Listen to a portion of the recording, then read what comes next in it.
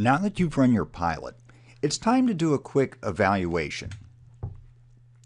We start our evaluation with a simple 4-quadrant graph. You'll look at the results. Did you move the needle on the CTQ or the Y variable like you anticipated? We also want to evaluate the extent to which you followed the new process that you came up with. Let's say that you land in this quadrant. You got great results and you followed the new process. EWAP. Everything went as planned. In this case, you celebrate and you move on to the control step.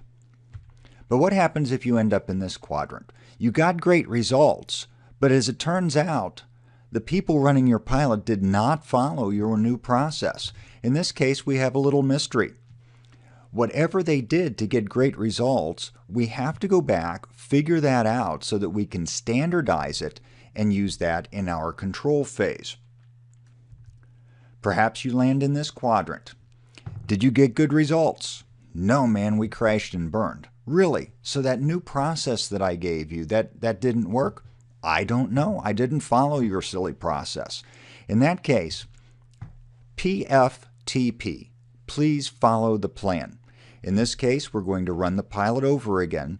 This time, please follow the new process that we gave you, and let's see if it doesn't get us results. And lastly, you might end up in this quadrant. Did you get no results? Yeah, crashed and burned. Really? So the process I gave you didn't work?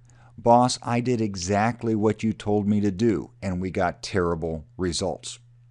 In that case, you loop back. This is DMAIC. We are in the I step at this point. There's no set prescription on where you have to loop back to. But think about this. What might cause you to loop all the way back to the define step? Perhaps you shortcut the voice of the customer. Rather than asking them what was important, you made an assumption about what was important. Now that we've improved that, the customer's looking at you and saying, so what? But let's say everything went great in the define step. What could go wrong in measure? Well, perhaps you didn't operationally define your X and Y variables. You might remember this. Maybe you did no form of measurement system analysis, garbage in, garbage out. It's possible that we had bad data, and the data told us to look north when in reality the problem was to the south. But let's say define and measure went perfectly. What could cause us to loop back to analyze? Well, it's very possible that you ran some statistical tools without validating the assumptions. Perhaps you put non-normal data into a tool that was intending normal data, in which case it gave you great results. The software didn't warn you, but you came up with the wrong conclusion.